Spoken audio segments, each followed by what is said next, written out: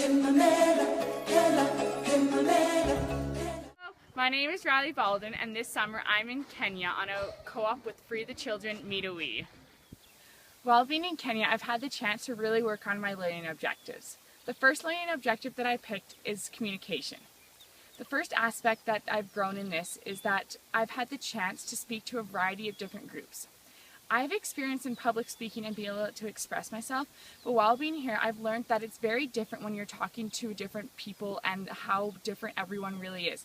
So if you're talking to a group of 15-year-olds or a group of 6-year-olds about social justice issues, how you present your ideas to them and your thoughts are very different.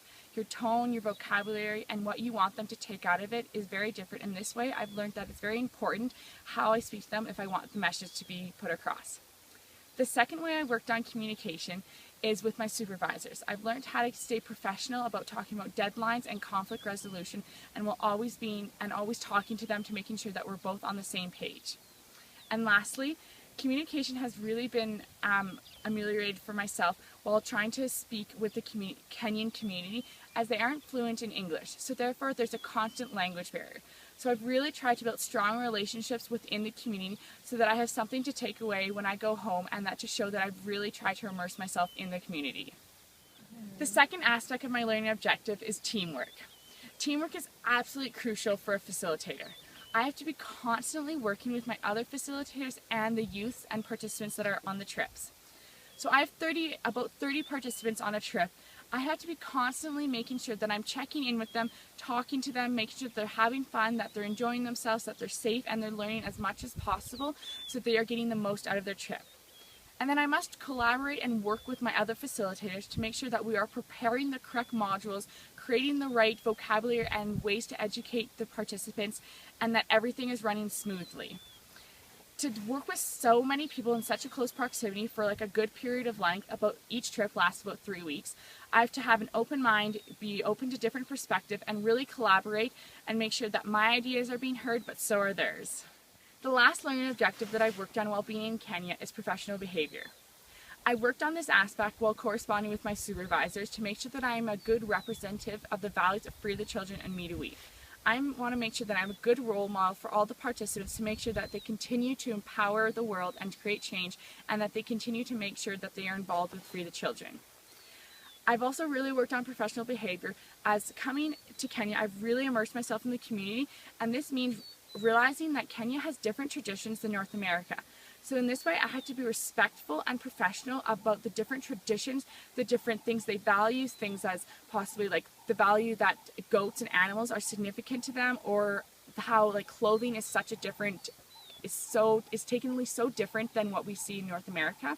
So respecting their different traditions really shows that I am professional and that I want to immerse myself as much in the Kenyan tradition and respect and learn from them.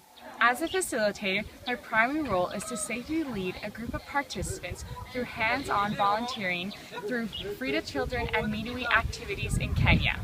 To do this, my responsibilities can be divided into two main categories. The first being health and well-being of participants, the second being youth empowerment.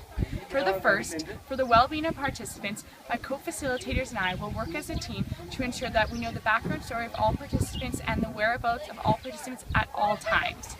Secondly, to be here in Kenya working this job, I had to be fully trained in first aid, so this is that I can assess and monitor the health of participants at all times.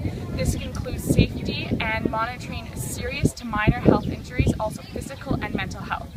Safety and health is a primary concern for us. We want to make sure that they enjoy the trip the best they can. And lastly, is to ensure safety, I monitor their health and how they're working at the build site, so making sure that they're using the tools correctly and that they're in no harm's way from each other and anyone else.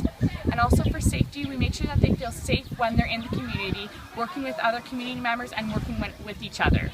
My second main role as a facilitator is to educate youth to start planning and taking tangible actions to change the world locally and globally.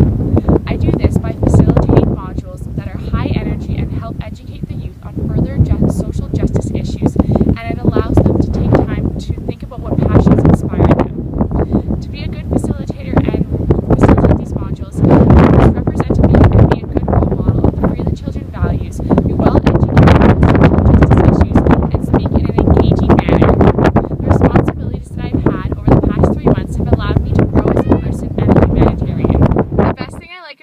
job is there's no typical day. Say for example, today we started with a morning hike where we saw the sunrise, and then on the way back we saw kids walking to school. Our morning activity was to go to the build site and help build a classroom that will allow more kids to go to school. We were working on building up the walls. Our afternoon activity was to drive to the Kisaruni All-Girls High School, where we chatted over chai and bandazis, which are traditional Kenyan treats, to learn about the lives and their daily schedules. Then we drove here, which is at Boma Camp, and behind me we have traditional Maasai huts, which are made of mud and sticks, and this is what normal Maasai people live in. Taking an international co-op has been the best thing ever. Why do I recommend doing one? Because I get to immerse myself in a new culture and understand the importance and the background of Kenyan traditions.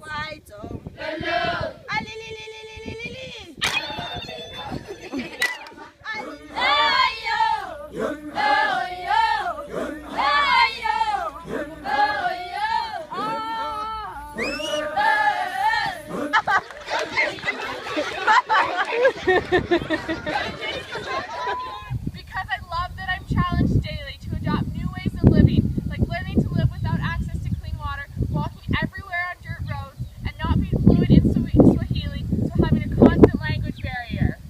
And I get to spend my lunch break at the Mara River watching the hippos. Because I get to spend my day on safari! I've learned the vegetation and the animals that occupy Kenya.